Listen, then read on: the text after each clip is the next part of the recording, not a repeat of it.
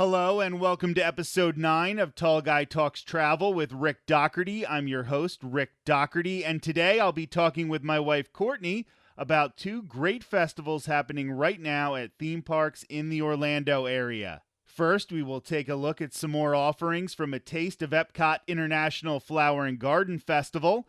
Later in the episode, we'll talk about more of the food available at Universal Studios Florida for Mardi Gras 2021 International Flavors of Carnival. Flower and Garden is scheduled to run at Epcot until July 5th, while Mardi Gras 2021 is only going to last until April 11th at Universal Orlando Resort. We certainly put in a lot of work on this show, so we would really appreciate if you would help us out by liking, subscribing, and commenting. If possible, share the episode with people you think would love the show. You can also support me by reaching out for a free, no-obligation quote on your next Walt Disney World or Universal Orlando Resort vacation. In fact, I can help you plan a trip almost anywhere in the world, and my services are always 100% free to you. Reach out by email, rick@eartotheretravel.com, rick@eartotheretravel.com, or call 727-507-3123, 727-507-3123. Now let's welcome Courtney to start our conversation about A Taste of Epcot International Flower and Garden Festival. Thanks for making time to be here, Courtney. Thanks for having me. So this is our second time talking about the Flower and Garden Festival at Epcot. On that first episode, if you want to go back and listen to it, I talk about Spike's Pollination Exploration 2021, the scavenger hunt.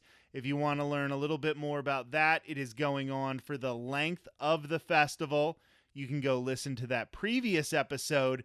But of course, there can't just be one scavenger hunt at an Epcot festival. So we did the Eggstravaganza 2021. This scavenger hunt only started on March 19th. It didn't start with the rest of the festival, and it's slated to run till about April 16th. So this is a much more limited scavenger hunt. On the bright side, however, when you compare it to Spike's Pollination Exploration, the Eggstravaganza is downright easy. Spike's was hard. Like, you really had to look for some of these hidden Spike the Bees throughout World Showcase. But in the Eggstravaganza, some of them we had to look around the pavilions a little bit, but it wasn't quite as hard. Right, and they did tell us that everything would be outside. So just in case you need that little hint, don't be afraid to ask a cast member. That did help us when there were a few that were a little bit harder to find than others. Yeah, that tip is really helpful at the Mexico Pavilion because the Mexico Pavilion is inside a pyramid. So you might get worried that you have to go into the pyramid, which has a line outside because of social distancing and everything.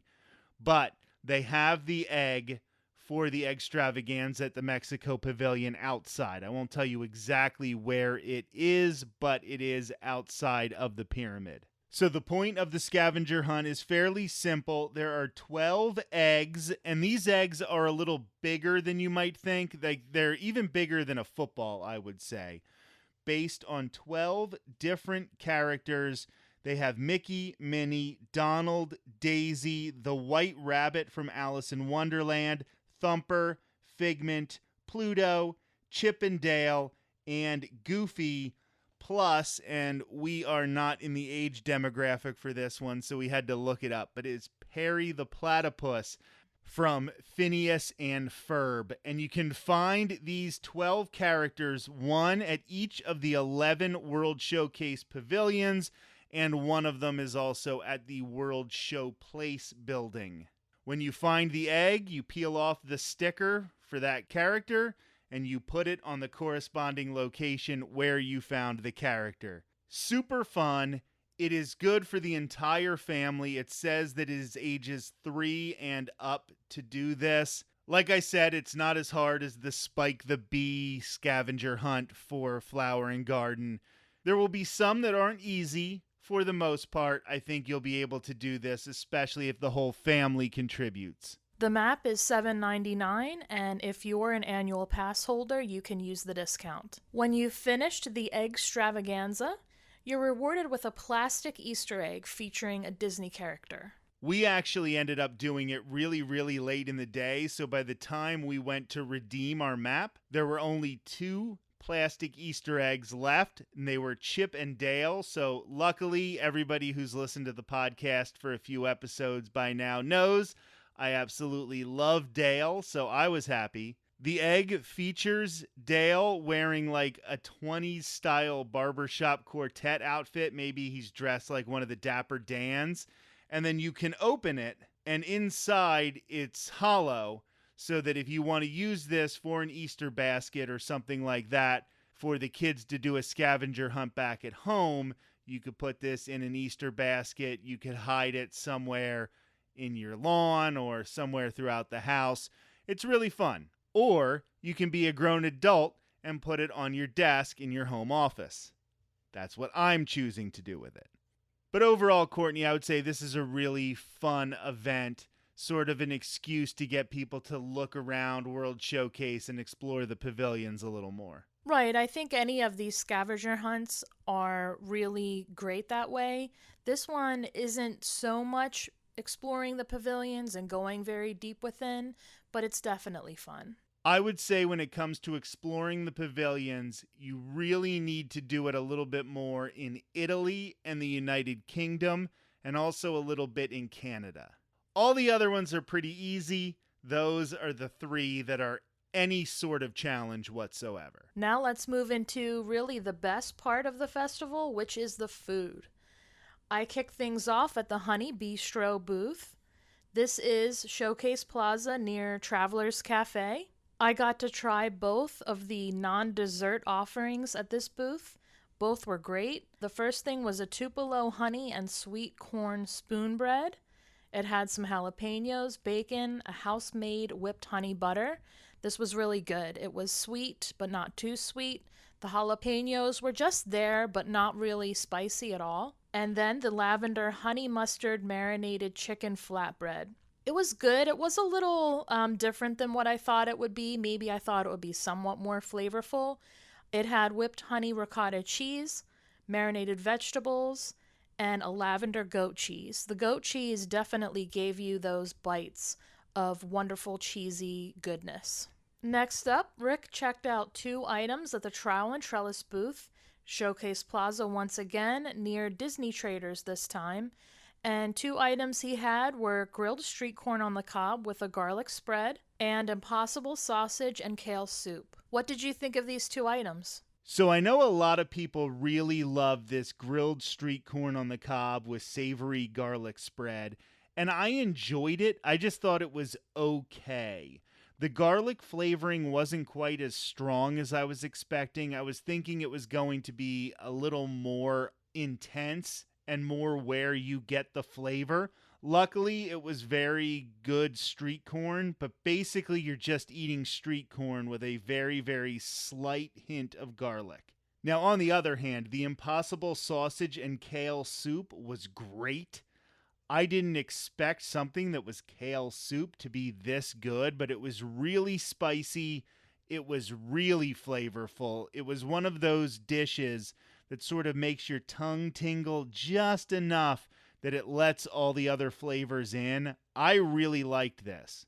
I will say in the previous episode of the podcast where we discuss Flower and Garden Festival as well, I give my reviews for the boneless Impossible Korean short rib and the lavender pot de creme, which are also available at the Trowel and Trellis. So I definitely recommend after this, you listen to that episode of the podcast and hear some more reviews. So that also goes for the Jardín de Fiestas Mexico booth, because you had the sope de chorizo dish, and Rick, you said this was your favorite dish of the entire festival. You were blown away, you loved it, so much so that you got it again this time, and I had a taste of it, and I would say it was great too. Continuing clockwise around World Showcase, I went to the Lotus House booth in the China Pavilion, and I got the Papa Cakes.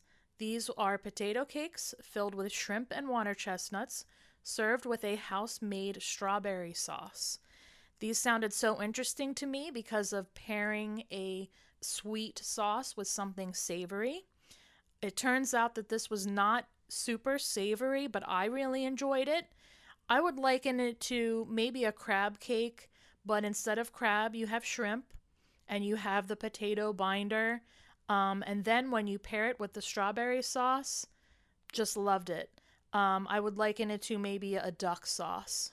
Something Rick really wanted to try going over to the U.S. Pavilion, the Magnolia Terrace.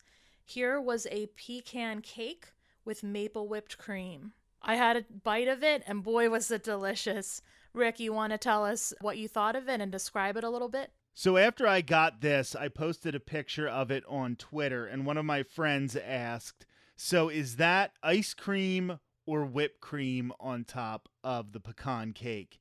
And I said, it's even better. It is a maple whipped cream. And that really does make a difference. You can taste the maple in this whipped cream. It takes the flavor from just being sugary sweet and makes it taste almost natural. It's still sweet, but it doesn't taste artificially sweet. This was really good, and it's what Disney does best at these types of festivals. Gives you something interesting, takes something that you know, gives it a little different kick, and this time it just really worked. Everything went together really, really well for this dessert.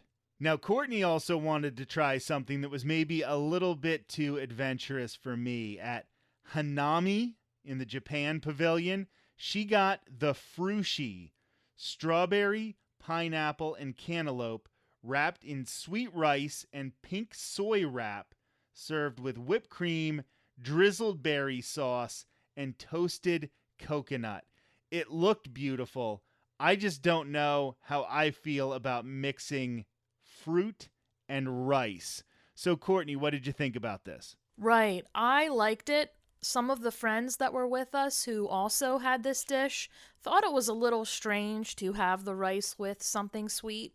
But, I've eaten this type of a similar dish at some other restaurants. For example, a Thai style mango sticky rice. And I like the combination of rice with something sweet. This was good, it was made well, and it was a fun dish. One of the things I was really looking forward to was trying the seafood. So, at La Isla Fresca, which is between Morocco and France, they had a sugarcane shrimp skewer. Came with steamed rice and a coconut lime sauce. This overall was very good. The shrimp was cooked perfectly, and the sauce was just that good combination of coconut and citrus, nothing overpowering, but definitely savory and flavorful. And then you just had the rice to go along with it. Then we just kept on trucking around World Showcase and went to Fleur de Lis in the France Pavilion. And Courtney got the canard confit à l'orange or gnocchi à la parisienne. So I think I got some of those words right, and I'm just going to quit while I'm ahead. This was braised duck confit à l'orange with Parisian gnocchi. Courtney, did this live up to the hype? Unfortunately, I have to say no. I thought it was good. The duck was good. The sauce is good. But the gnocchi, I was expecting to be that softer kind of doughy texture. And it seemed like maybe they were a little bit like fried or pan-seared. And they were a little chewy and kind of salty. So I enjoyed the duck and the sauce portion.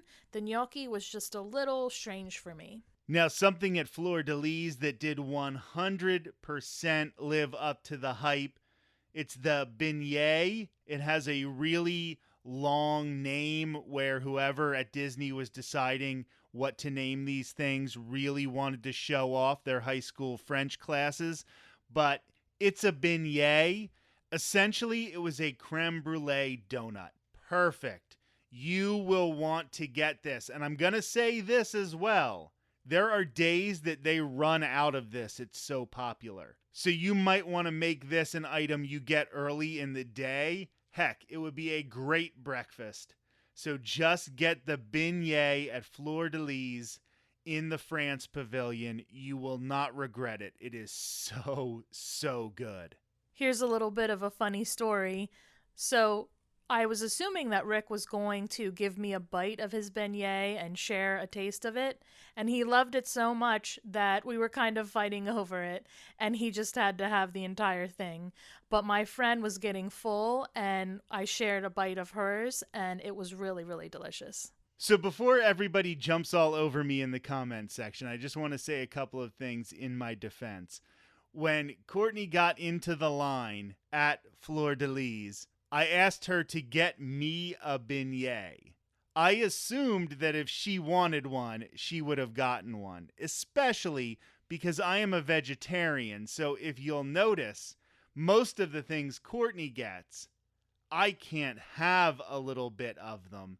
So when I order something at one of these booths, I'm expecting to eat the entire thing. And this was so good. I didn't want Courtney to be sans beignet.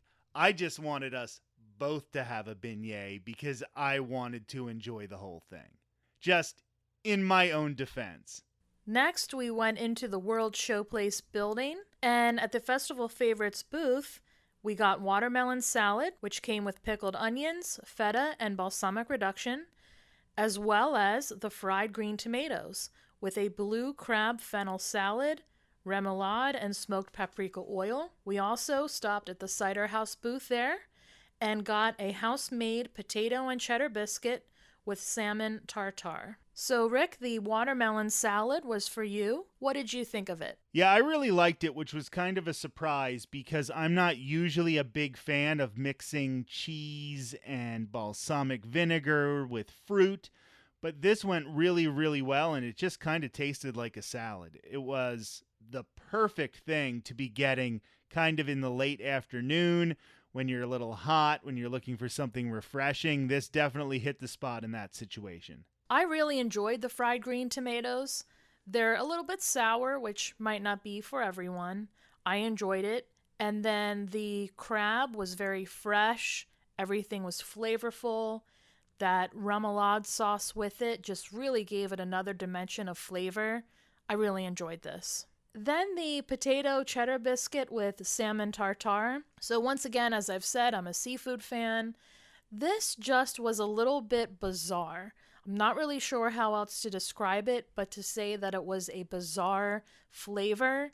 It was a cold salad and maybe a pickled or dill type of flavor. Just wasn't really my thing. And then the biscuit wasn't really what I was expecting.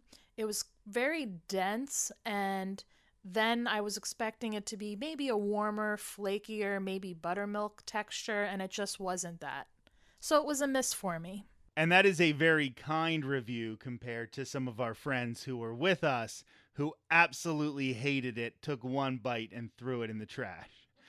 So I'm not saying that this isn't something that some people will enjoy, but if you're not an adventurous eater, you might want to stay away from this one. At this point, I was just too full, but I really still want to try the seared scallops dish over at the Canada Pavilion, which is the Northern Bloom booth. This comes with green beans, potatoes, an applewood smoked bacon, and also a brown butter vinaigrette. It sounds great to me. So then that almost wraps up all of the food that we tried at Flower and Garden Festival, except for the Garden Graze. Every Epcot festival has one of these things where you get a stamp every time you get one of the 5 items. And once you've gotten all 5 of the items, you get a free item. At Flower and Garden, this is called the Garden Graze. And here are the 5 items. Grilled baby vegetables from the Flavorful Kitchen in Future World West. This was the item I thought I was just getting to complete the Garden Graze. I didn't think I was going to like it very much, but these were grilled baby vegetables and tomatoes. Yes, I know tomatoes are a fruit, so I have to qualify that. On top of hummus with a little bit of olive oil, I believe it was, and this was great. Awesome. Loved it. It was one of those things that I did get later in the day, so it was kind of refreshing as well. The second item is the boneless Impossible Korean short rib at the Trowel and Trellis, hosted by Impossible in Showcase Plaza. I talk about this in the previous episode that we did on Flower and Garden Festival. I got it, really loved it. The third item was a real surprise to me, the pineapple skewer at Refreshment Outpost. It was just a big slice of pineapple that was covered in a seasoning. It was very spicy and very salty. The salty, spicy seasoning really went well with the sweetness of the pineapple. The first couple bites, I didn't even know if I really liked it or not, but by the time I was done, I almost wanted to get another one. This is a really, really good option. I definitely recommend it. Over at the Germany Pavilion at the Bauern Market Farmers Market, I got the potato pancakes with house-made applesauce. This is also 100% vegan. It was good. I will say I would rather have had a different topping than applesauce on the potato pancakes, but the potato pancakes and the applesauce were both really, really good. I just don't know how I feel about the two of them paired together. And the final item was the lemon Magdalena cake at Taste of Marrakesh in the Morocco Pavilion. This one I didn't really like very much. I also review it in my previous episode about the Flower and Garden Festival. You might want to listen to my review of it there.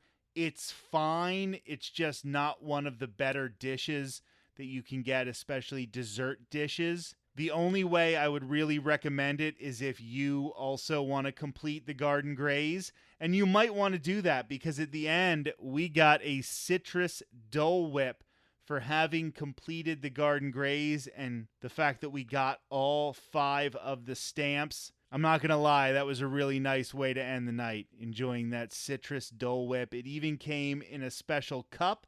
It's a plastic cup that you could then rinse out and keep and bring home with you. A little souvenir that you got for free just by buying 5 other things in typical Disney free fashion. That was our second look at a taste of Epcot International Flower and Garden Festival 2021. I'm sure we're going to talk about many more items from that festival over the following weeks and months. Like I said, the Flower and Garden Festival lasts until July 5th, and that is also the time that there are a lot of deals still going on at Walt Disney World. So for a free, no obligation quote, shoot me an email, rick@eartotheretravel.com, rick@eartotheretravel.com, or give me a call, 727-507-3123, 727-507-3123. Now we are going to move on because the day after we tried all of these great items at Flower and Garden Festival, we weren't done eating and we headed over to Universal Orlando Resort for their Mardi Gras 2021 International Flavors of Carnival. I also did a previous episode of the podcast on this festival, but we tried so many more food items this time. So please, go back and listen to that previous episode, but also check out this one because we have some more food to discuss. I am an annual pass holder, so we were able to get the special festival lanyard that is 15 samplings for the price of $65 plus tax. If you're not an annual pass holder, you can get a lanyard that is 10 tastings for $55 plus tax. Just a heads up, if you're trying to make it worth the money, there are certain items that you might want to get but not use one of your samplings from your lanyard. We'll talk about that as we discuss these items. When we talked about Flower and Garden at Epcot, we sort of went in the order we ate them. This time we're going to go in alphabetical order based on the booth itself. So we're going to start with the Bahamas booth where I got the jerk jackfruit. I did discuss this in the previous episode I did on International Flavors of Carnival. It's jerked marinated jackfruit, rice and peas, and a Scotch benet salsa. I still loved it. I actually got it twice on this particular day. But Courtney, what did you think of it? I thought it was great. Now, I am not a huge fan of spicy food. For some people, this might be too intense. For me, it was a little too intense. I liked the little bit of mango salsa there with it.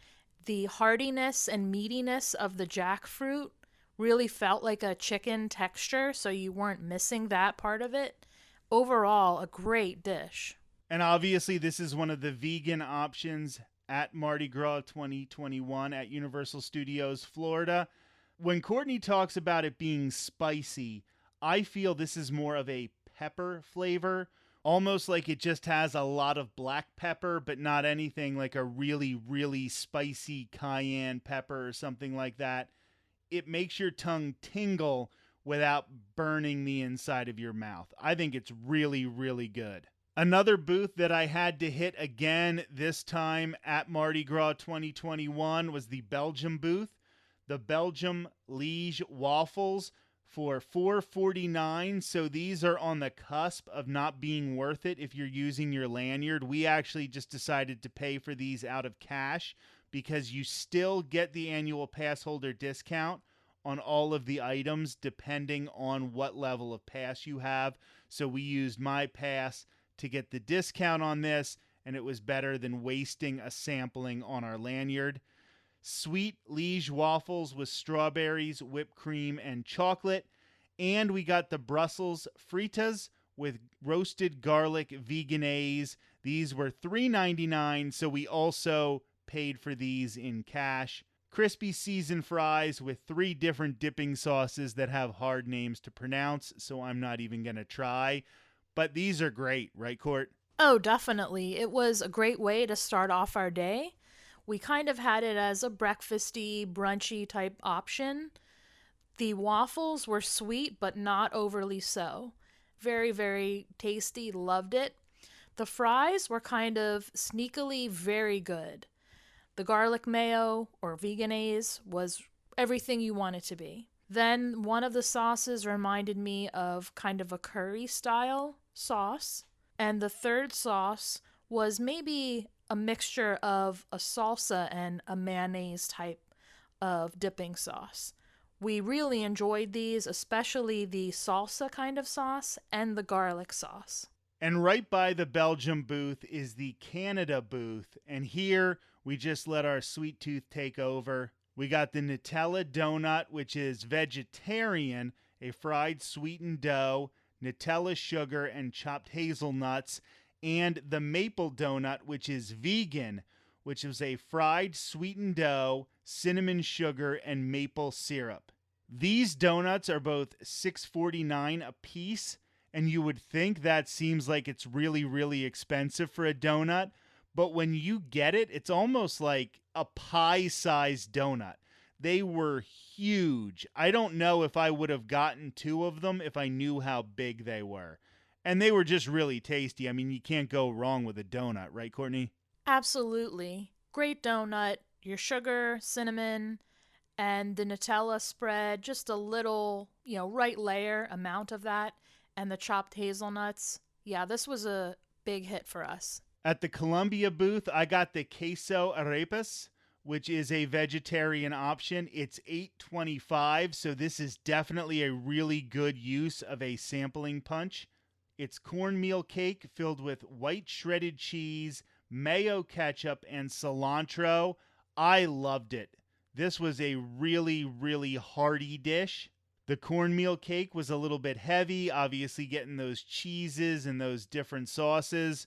It was a very filling option when you think of something that you just pick up at one of these booths. Courtney, you got the Cuban sandwich, which was roasted pork, Serrano ham, Swiss cheese, mustard, pickles on Cuban bread, served with plantain chips from the Cuba booth. How did you like it? I loved it. This was a standout for me. I would say it was one of those dishes that's more of a fuller meal rather than really just a sampling. It was just made perfectly. So delicious. At the Germany booth, once again, I tried the vegan bratwurst with beer braised onions that I had gotten the first time I was at this festival, and it was a little disappointing for me. This time, I thought it was a little better. It was $8.99, so of course I was going to get it with my lanyard because it was worth the money. But I also tried the Bavarian pretzel, a warm pretzel with spicy mustard cheese sauce. We got this just because we wanted to try it. We wanted to see what it was like, but we weren't expecting anything. And I think we were both blown away by it to the point that we actually got it again later in the day. The pretzel was soft and doughy, very good.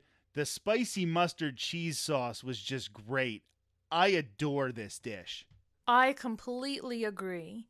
The only thing I will say is when we got it the second time, we did let it cool off a little bit too much, and it is at its prime and perfection when it is warm. The sauce, it was still great. Since I loved it so much when I got it back in February, I got the arancini again from the Italy booth. Once again, just really, really good. But we have to talk about at the New Orleans booth. My wife got the best bang for her buck as far as our lanyard. The shrimp boil, which is $10.99, but is still just one punch on your lanyard. It's a mixed bag of shrimp, andouille sausage, red bliss potatoes, and corn on the cob. This was a smash hit for me. Again, I like seafood, I like shrimp. It had that great Cajun spice, not too spicy, just very flavorful. I also got the muffaletta or muffaletta sandwich. Yeah, our friend Christina recommended that we pick this up. It's mortadella, salami, ham, mozzarella cheese, olive relish on a toasted bun. Obviously, I'm vegetarian, so I wasn't able to have any of it. But Courtney, how did you like it? This was good. It was a little similar to the Cuban sandwich, but had its own difference with the cheese and the olive spread. The olive spread was something special and definitely flavorful. And then if you remember when we were talking about Epcot's Flower and Garden Festival, and I talked about how I asked for Courtney to pick me up a beignet and she expected to have some of it, apparently when I got the quesito from the Puerto Rico booth, which is only $3.99, so don't get it with your lanyard, pay cash for this one. It's guava and cream cheese filled pastry. Courtney decided that even though I picked up this item, she was just going to eat the whole thing and not even share any of it with me. But that must mean that she liked it, I would imagine. Yes, this was one of my absolute favorites. Again, you're getting a fried dough type of a thing, but very much more almost moist. And you have your hint of guava and cream cheese in there. Just love the whole thing. And finally, we're going to wrap it up with Trinidad and Tobago. This is the Foolerie, Pholourie. It is vegan, deep-fried, spicy split pea dough with turmeric, curry powder, and a side of tamarind chutney or powdered sugar. This was really awesome. It was spicy, but that fried split pea dough kind of took away from the spice of the sauce. A very, very balanced item. So that is a second look at Universal Studios Florida and their Mardi Gras 2021 International Flavors of Carnival. Unfortunately, not a lot more time to check out this festival. It's only lasting until April 11th, and that is already an extension. It was originally supposed to end on March 28th, but it is so popular that they extended that end date to April 11th. If you have a chance, I definitely say check it out, but also put this on your calendar for 2022. If you can visit Universal Orlando Resort during the Mardi Gras season or while they're having this festival, I definitely recommend it. This has been a little bit longer episode of Tall Guy Talks Travel with Rick Doherty, so I thank you for your patience, Courtney. Thank you as always, Rick. This has been episode 9 of Tall Guy Talks Travel with Rick Doherty. Please like, subscribe, and comment for pictures and videos of these festivals, as well as more travel and theme park content. Go to facebook.com/ear-to-there-rick, twitter.com/rick_ear, and instagram.com/rickear, the number 2, there. For a free, no obligation quote on a Walt Disney World, Universal Orlando Resort, or any other type of vacation, rick@eartotheretravel.com or 727-507-3123. My services are always 100% free to you. I'm an authorized Disney travel planner, and I'm in the parks each and every week. Next week, we'll be talking about Memory Maker at Walt Disney World. That will be next Thursday on Tall Guy Talks Travel with Rick Doherty. Have a great week.